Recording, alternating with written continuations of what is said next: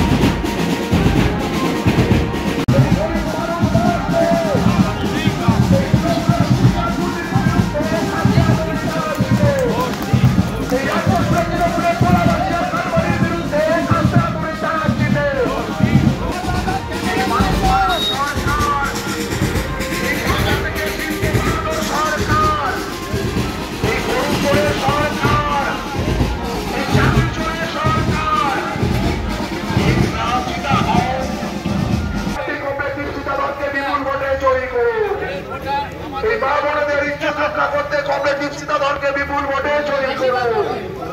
এই শিক্ষা ডিরেক্টর বোর্ডের নাম করে কোটি কোটি টাকা ঘুষ দিলে কেন তৃণমূল আর বিজেপি? জবাব দাও।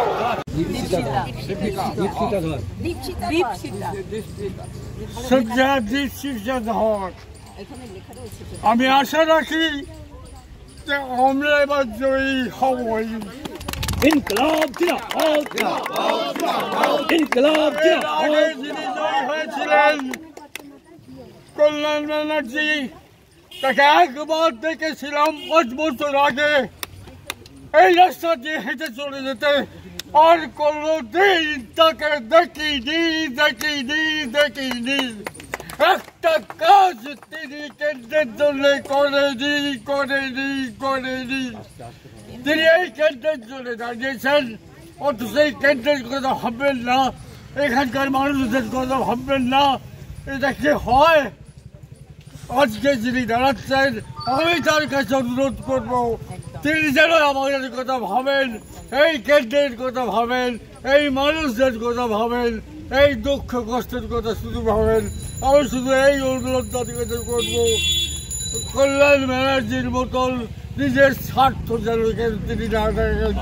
ইনকলাব জিন্দাবাদ, সিপিআইএম জিন্দাবাদ, জিন্দাবাদ।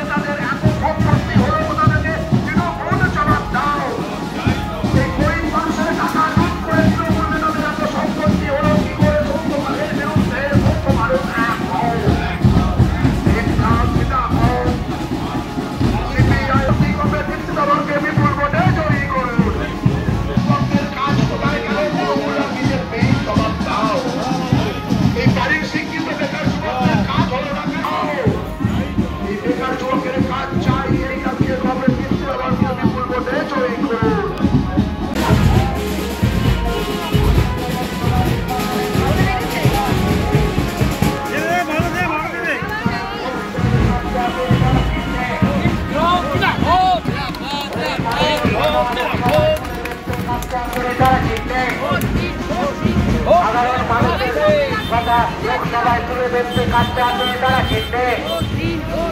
100 দিনের কাজকে 200 দিন করতে কাজটা তুলে তারা কিনবে। 100 দিনের টাকা লুট হলো কেন তৃণমূল? জবাব দাও। 100 দিনের বকেয়া টাকা দেওয়া হচ্ছে না কেন বিজেপি? জবাব দাও।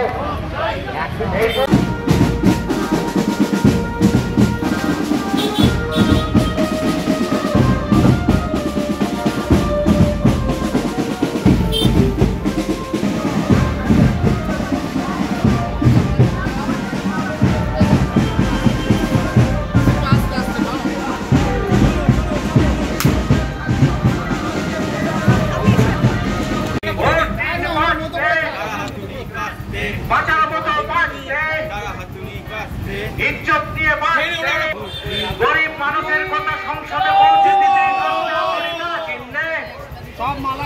সাধারণ মানুষের খেটে খাওয়া মানুষের কথা প্রতিশ্রুতি কোথায় গেল? তৃণমূল বিজেপি জবাব দাও, বারে বারে জবাব দাও। শিক্ষিত বেকারদের রাস্তায় বসে থাকতে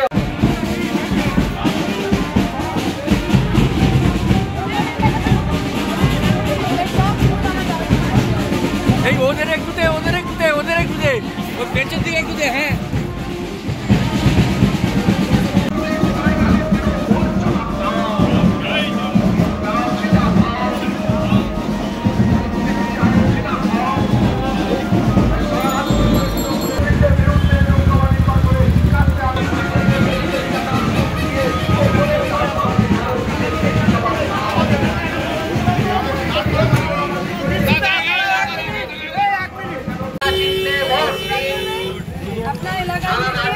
পার্লামেন্টে পাঠাবেন আপনার দুঃখ, আপনার যন্ত্রণা।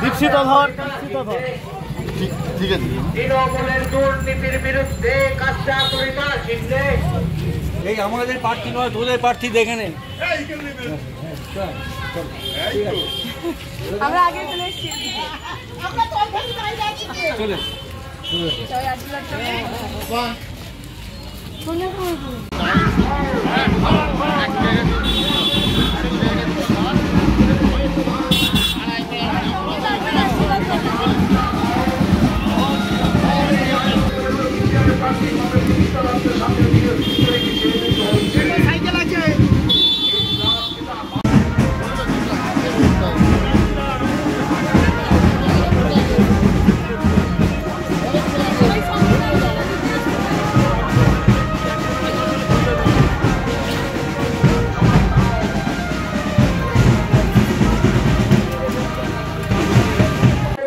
সকলের খুব প্রিয় দলটি নিশ্চয়ই এখানে উপস্থিত হয়েছেন। সহ যারা আছেন তারা কেউ কেউ বলা দেবেন, তাদেরকে বলা দেওয়ার জন্য আমরা আবেদন করছি। তারা আপনার সঙ্গে চলে যান। একটু হাতটা সরান। ব্যাংকের পেছনে থাকবে মহিলারা।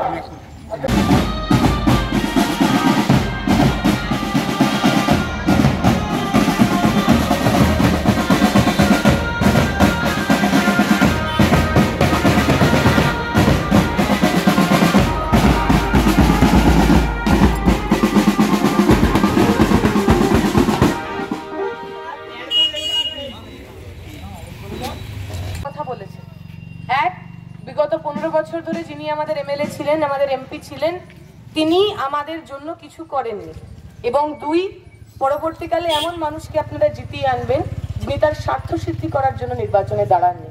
আমরা আপনাদের কাছে এই প্রমিস, এই শপথ রেখে দিতে চাই যে আগামী দিনে আপনারা যদি আশীর্বাদ দিয়ে আমাদেরকে পার্লামেন্টের মধ্যে পাঠান, আমাদেরকে আপনার জনপ্রতিনিধি বানান, কোনোদিনও আর কোনো মানুষকে শ্রীরামপুরের এই অভিযোগ নিয়ে আসতে হবে না যে আমার সাংসদকে, আমার এমপিকে আমি 5 বছরে একবারের জন্য দেখতে পাইনি।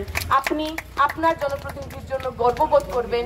আপনার জনপ্রতিনিধির নাম খবরের কাগজে শিরোনামে থাকবে, তবে সেটা কুকথা বলার জন্য, অপব্যবহার করার জন্য নয়, বরং আপনার লড়াই আন্দোলন নিয়ে দিল্লির মধ্যে, পার্লামেন্টের মধ্যে সোচ্চার হওয়ার জন্য।